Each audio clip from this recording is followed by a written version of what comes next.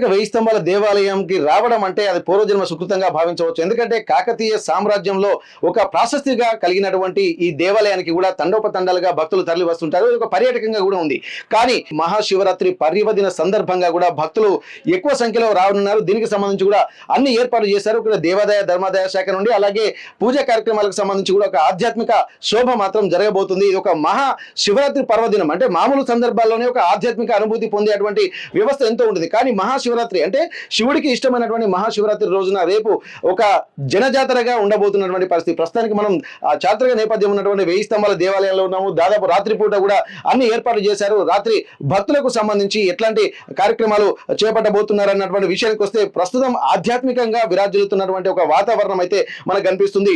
ఎక్కడ చూసినా కానీ భక్తులకు వచ్చేటువంటి వాళ్ళకు ఎలాంటి ఇబ్బందులు కలగకుండా కూడా ఎండ వేడిమి కూడా ఉండకుండా, ఎందుకంటే వేసవి కాలం కావడంతో వేసవి తాప నుండి తప్పించుకునేటువంటి విధంగా కూడా ఇక్కడ అన్ని ఏర్పాట్లు కూడా చేస్తున్నటువంటి పరిస్థితి. దీనికి సంబంధించి కూడా రాత్రి పూట జరిగేటువంటి ఆధ్యాత్మిక ప్రవచనాలు కూడా ఎంతో ప్రాశస్త్యంగా ఉంటాయి. ఆ ప్రాశస్త్యాన్ని దృష్టిలో పెట్టుకుని కూడా ఆధ్యాత్మిక కార్యక్రమాల్లో కూడా భక్తులు కూడా పాల్గొనేటువంటి అవకాశం ఉంటుంది. ఎందుకంటే ప్రతిరోజు రోజుకి ఆధ్యాత్మిక వాతావరణం పెరుగుతుంది, ధార్మిక ప్రవృత్తి పెరుగుతుంది. దీనికి సంబంధించి కూడా ప్రత్యేకమైనటువంటి కార్యక్రమాలు అంటే అసలే కుంభమేళ మహాకుంభమేళ జరుగుతున్నటువంటి కార్యక్రమంలో భాగంగా ఇదే సందర్భంలో కుంభమేళ కూడా కుంభమేళ కూడా వెళ్ళేటువంటి అవకాశం అయితే కనిపిస్తుంది. ప్రస్తుతానికైతే ఎట్లాంటి వాతావరణం ఉందనేది మనం పరిశీలన చేద్దాము. దీనికి సంబంధించి అంటే ఆధ్యాత్మిక కార్యక్రమాలు అయితే ఇక్కడ జరుగుతూనే ఉంటాయి కాబట్టి ఆధ్యాత్మిక కార్యక్రమాలలో వచ్చేటువంటి భక్తులకు ఎలాంటి ఇబ్బంది జరగకుండా ఉండడం కోసం ఇక్కడ టెంట్లు ఏర్పాటు చేశారు. అలాగే కూర్చోవడానికి కుర్చీలు కూడా వేసేటువంటి పరిస్థితి కనిపిస్తుంది. ఎందుకంటే దూర ప్రాంతాల నుంచి వచ్చేటువంటి భక్తులు కూడా ఇది ఎందుకంటే ఒక చారిత్రక నేపథ్యం ఉన్నటువంటి ప్రాంతం కావడంతో భక్తులు కూడా చాలా అద్భుతమైనటువంటి ఆధ్యాత్మిక అనుభూతి పొందడం కోసం ఇక్కడ వేచి చూస్తున్నటువంటి పరిస్థితి. దీనికి సంబంధించి కూడా అనేక ఏర్పాట్లు కూడా చేస్తున్నారు. ఎందుకంటే స్థల పురాణము అలాగే దీని యొక్క ఉన్నటువంటి స్థలానికి సంబంధించినటువంటి ప్రాశస్త్యం కూడా ఉండేటువంటి అవకాశం ఉంటుండడంతో మనం ఒక్కసారి వెయ్యి స్తంభాల దేవాలయానికి సంబంధించినటువంటి లోపల కూడా ఎట్లాంటి పూజా కైంకర్యాలు చేపడుతున్నారో మనం చూద్దాము. ఇక్కడ దాదాపు ప్రతిదీ కూడా అంటే శైవం విలసిల్లినటువంటి క్షేత్రం వరంగల్లో అంటే కాకతీయ సామ్రాజ్యంలో మొత్తం ఇక్కడ శైవాన్ని ఆరాధించేవారు, శివుణ్ణి ఆరాధించేటువంటి వాతావరణం అయితే కనిపిస్తుంది. ఇక్కడ కాశీలో అయితే ఎలాగా ప్రతి శిల శివలింగం అంటుందో ఎక్కడ చూసినా కానీ శైవాలయం లేని గ్రామం అంటూ ఇక్కడ లేదు ఉమ్మడి వరంగల్ జిల్లా వ్యాప్తంగా. దానికి సంబంధించి కూడా రేపు ఉమ్మడి వరంగల్ జిల్లా వ్యాప్తంగా మొత్తం ఆధ్యాత్మిక శోభ ఉట్టిపడబోతుంది. అభిషేకాలు, అర్చనలు, పూజలతో పాటు ఒక ప్రత్యేకమైనటువంటి వాతావరణం నెలకొంటుంది. అంటే దాదాపు ఉమ్మడి వరంగల్ చుట్టూ దశ దిశలా ఎక్కడ చూసినా ఒక ఆధ్యాత్మిక వాతావరణంలోనే ఉండేటువంటి అవకాశం ఉండడంతో ఇక్కడ భక్తులు కూడా ఉదయం లేచిన దగ్గర నుండి షోడశోపచార పూజలు అంటే దాదాపు బ్రాహ్మీ ముహూర్తంలో లేచి స్వామివారికి అభిషేకాలు, అర్చనలు ఇంటి దగ్గర కార్యక్రమాలు చేసుకుని మళ్ళీ ఇక్కడికి వచ్చిన తర్వాత స్వామివారికి కూడా అర్చనలు చేసుకుంటారు. అంటే ఒక ప్రాశస్త్యం ఉన్నటువంటి టెంపుల్లో ఒక అర్చనలు అలాగే అభిషేకాలు చేయడం వల్ల ఎంతో ఫలితం ఉంటుందని చెప్పి అంటున్నారు. దానికి సంబంధించి కూడా భక్తులు పోటీ పడుతుంటారు. అంటే మహాశివరాత్రి రోజు ఒక్కరోజైనా వచ్చి స్వామివారిని దర్శించి అలాగే అభిషేకాలు చేయడం వల్ల ఎంతో ఒక ఆధ్యాత్మిక అనుభూతి పొందేటువంటి అవకాశం అయితే మనకు కనిపిస్తుంది. దీనికి సంబంధించి ఆలయానికి సంబంధించి కూడా ప్రత్యేకమైనటువంటి ఏర్పాట్లు అయితే చేస్తున్నారు. దాదాపు నంది మండపము మనం చూస్తున్నాము, నంది కొలువైనటువంటి ఈ ప్రాంతము ఇది దాదాపు ఒక ఉమ్మడి వరంగల్ జిల్లాలో ప్రతిదీ అంటే ఉమ్మడి వరంగల్ జిల్లాలోనే కాకుండా ఒక టెక్నాలజీ అంటే దీనికి సంబంధించి ప్రతిదీ కూడా ఎంత అద్భుతమైనటువంటి కళాకృతిగా చెక్కారంటే కాకతీయ కళా శిల్ప వైభవానికి కూడా ఇది ఒక పెట్టింది పేరుగా చెప్పుకోవచ్చు. ఆ వెనుక చూస్తున్నటువంటి మనం 1000 కళ్ళ మండపం అది దాదాపు పునర్నిర్మించారు. అంటే కాకతీయ సామ్రాజ్యానికి సంబంధించినటువంటి కాకతీయులు ఈ మండపాన్ని నిర్మిస్తే అది కొంత భిన్నమైన తర్వాత దాన్ని పునర్నిర్మించి ఒక అద్భుతమైనటువంటి ఆ కట్టడాన్ని నిర్మించినటువంటి ఒక చరిత్ర మళ్ళీ ఉమ్మడి వరంగల్ జిల్లాలో ఉన్నటువంటి ఈ జనరేషన్ లో ఉన్నటువంటి ఇంటాక్ పాండురంగారావు గారికి కూడా దక్కిందనుకోవచ్చు. వారు దాదాపు నిట్లో రిటైర్డ్ ప్రొఫెసర్ గా ఉన్నారు.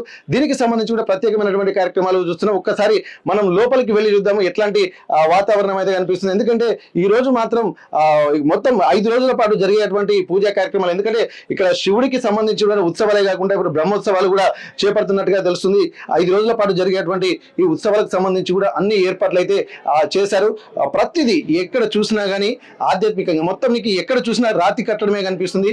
ఆ రాతి కట్టడానికి సంబంధించినటువంటి విషయాలను కూడా ఒక్కసారి మనం పరిశీలించవచ్చు. ఎందుకంటే ఇంత టెక్నాలజీ అంటే ఏ టెక్నాలజీ లేని సమయంలోనే ఒక అద్భుతమైనటువంటి ఆధ్యాత్మిక శోభ ఉట్టి పడుతుంది. కాబట్టి చుట్టుపక్కల ఉన్నటువంటి వాళ్ళు పర్యాటకంగా వచ్చేటువంటి వాళ్ళు కూడా ఇట్లాంటి ప్రాంతంలో ఒక అద్భుతమైనటువంటి అభిషేకాలు చేయడం కూడా వాళ్ళ పూర్వజన్మ సుకృతంగా భావిస్తున్నారు. ఎందుకంటే కాకతీయ సామ్రాజ్యంలో రాణి రుద్రమదేవి పూజించినటువంటి శివాలయం ఇది కాబట్టి దీనికి అంత ప్రాశస్త్యం ఉంది. ఇక్కడ ఉన్నటువంటి మహాగణపతిని కూడా పూజించిన తర్వాత ఒక భక్తులు కూడా మహాదర్శనానికి కూడా ఇక్కడి నుంచి వెళ్తారు. ముందు మహాగణపతిని దర్శించుకున్న తర్వాత స్వామివారిని పూజించిన తర్వాతనే అక్కడ నుండి మళ్ళీ వెళ్ళి అభిషేకాలు చేసేటువంటి అవకాశం అయితే కనిపిస్తుంది. ఒక్కసారి మనం లోపలికి వెళ్ళేటువంటి ప్రయత్నం అయితే చేద్దాము. ఇక్కడ ఆధ్యాత్మికంగా కూడా దానికి జరగబోయేటువంటి కార్యక్రమాలకు సంబంధించి కూడా ఒక ప్రత్యేకమైనటువంటి వాతావరణం అయితే కనుక్కుంటుంది.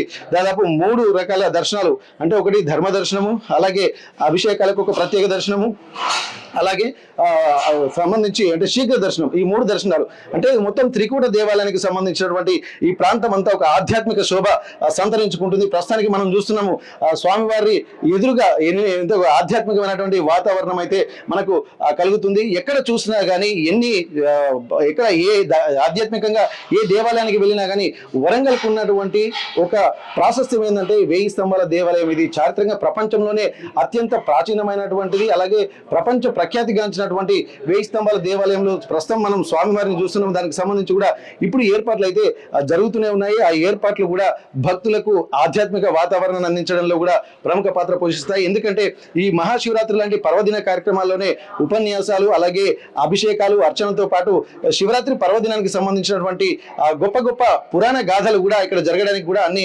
ఏర్పాట్లు అయితే చేస్తున్నారు. ఇక్కడ శివరాత్రిలో ఉపవాసాలు, అలాగే జాగరణ, ఈ ఉపవాసాలు చేసిన తర్వాత చాలా మంది భక్తులు ఇక్కడికి వచ్చి జాగరణ చేసేటువంటి కార్యక్రమంలో ఆధ్యాత్మిక వాతావరణాన్ని పంచే విధంగా శివ పురాణంతో పాటు ఈ శివునికి సంబంధించినటువంటి పురాణ గాథలు కూడా చెప్పేటువంటి పరిస్థితి కనిపిస్తుంది. మొత్తానికి 1000 స్తంభాల దేవాలయానికి సంబంధించి అలాగే ఉమ్మడి వరంగల్ జిల్లా వ్యాప్తంగా కూడా అనేక శైవ క్షేత్రాలు కూడా ఆధ్యాత్మిక శోభను సంతరించుకున్నాయి. ఇక్కడ ప్రముఖ ప్రఖ్యాత కాళేశ్వరంలో కూడా అది దాదాపు మంచి ఆధ్యాత్మిక వాతావరణం. అక్కడ కూడా ఎక్కడ లేని విధంగా అంటే కాశీ తర్వాత ఒక్కొక్క ప్రాంతానికి ఒక్కొక్క ప్రత్యేకత ఉంది. అక్కడ కూడా త్రివేణి సంగమం ఉంటుంది. ఒకవైపు మహాపుష్కరాలు కూడా జరుగుతున్నటువంటి సమయంలో కాళేశ్వరానికి సంబంధించింది కూడా ఒక ప్రత్యేక అక్కడ త్రివేణి సంగమం కూడా అక్కడే ఉండడంతో ఇక్కడ ఆధ్యాత్మిక వాతావరణం కూడా కాళేశ్వరంలో అన్ని ఏర్పాట్లు చేశారు.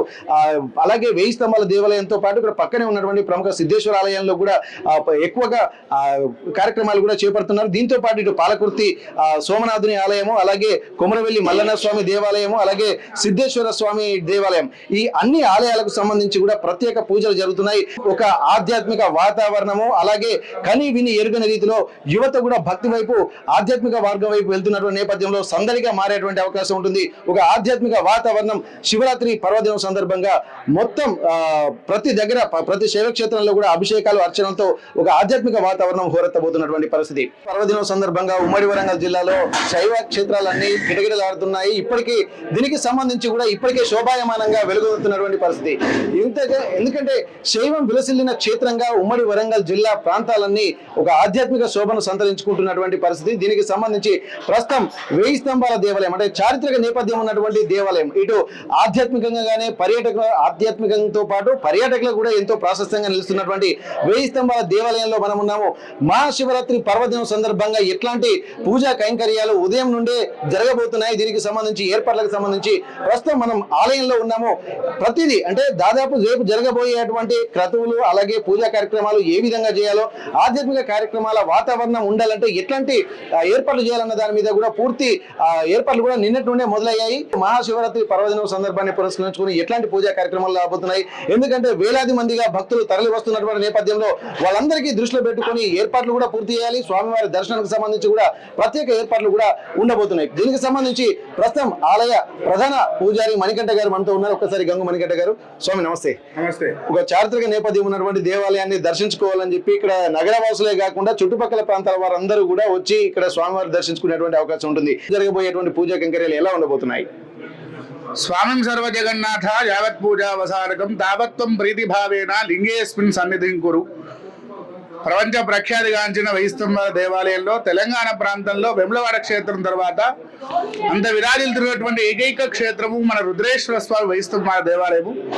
ఎందుకంటే నాటి కాకతీయుల నుంచి నేటి వంటి కూడా ఎంతో మంది వేలాది భక్తులుగా ఇక్కడ దర్శనం చేసుకొని ఉన్నత స్థాయిలో ఉన్నారు.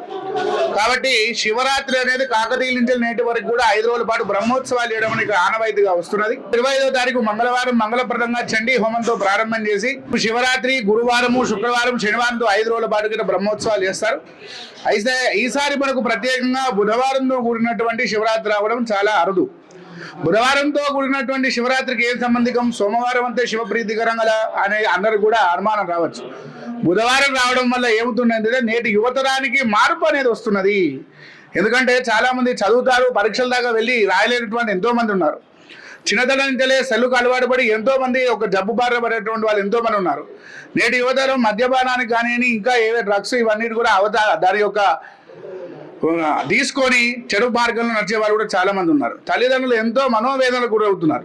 కాబట్టి అటువంటి వాళ్ళకు ఈ బుధవారంలో ఉన్నటువంటి శివరాత్రి ఏదైతే ఉన్నదో మనకు సమీపారు ఉన్నటువంటి ద్రాక్ష రసం, నల్ల ద్రాక్ష కాకుండా ఆకుపచ్చ రసంలో ఉన్నటువంటి ద్రాక్ష రసంతో స్వామివారికి ఏ శివాలయమైనా శివునికి అభిషేకిస్తే మీకు ఖచ్చినటువంటి ఫలితం వస్తుంది. బుద్ధి, ఎందుకంటే బుధారిష్టేతు సంప్రాప్తే బుధ పూజాంతకార్యేత్ బుధ ధ్యానం ప్రవక్ష్యామి బుద్ధి పీడోపశాంతే.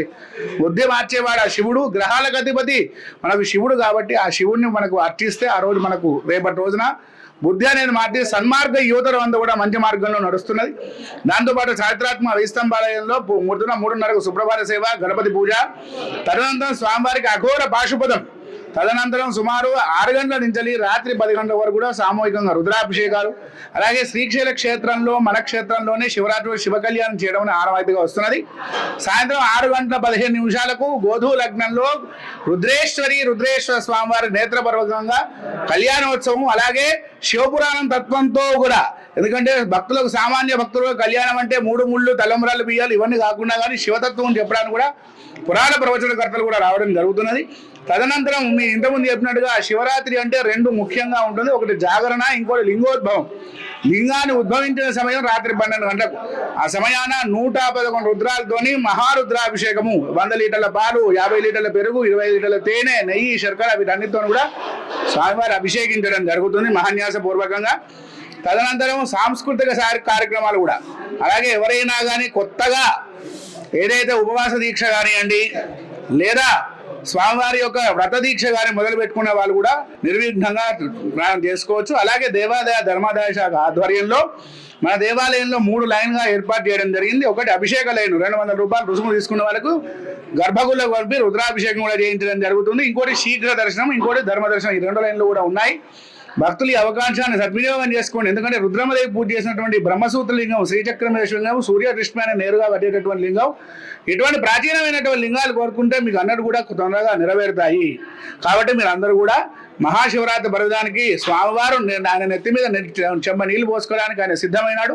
మీ అందరూ కూడా మీ ఇంట్లో దీపాలను చేసి బయలుదేరి రావాలని మనస్ఫూర్తిగా ఆశిస్తున్నాం. ఓకే, ఇప్పుడు స్వామివారి దగ్గరికి వచ్చేటువంటి వాళ్ళు కూడా కొంత వస్త్రధారణలు కూడా చాలా మార్పులు చేర్పులు ఉంటాయి. ఎందుకంటే మీరు ఎంత యువతకు సంబంధించినటువంటి విషయాలు కూడా చాలా అద్భుతంగా చెప్పారు. అట్లాంటప్పుడు ఆ వచ్చేటువంటి యువత స్వామివారిని దర్శించుకోవాలన్నా ప్లస్ వచ్చేటువంటి భక్తులు కూడా ఎట్లాంటి ఆధ్యాత్మిక ప్రవృత్తితో ఉంటే బాగుంటుంది? దీనికి సంబంధించి శివాలయంలోకి వెళ్ళాలంటే ఖచ్చితంగా ఇప్పుడు అభిషేకం చేయాలన్నప్పుడు కొన్ని ప్రత్యేక నియమాలు ఉంటాయి. దానికి సంబంధించి చెప్పండి. రుద్రం అర్చయేత్.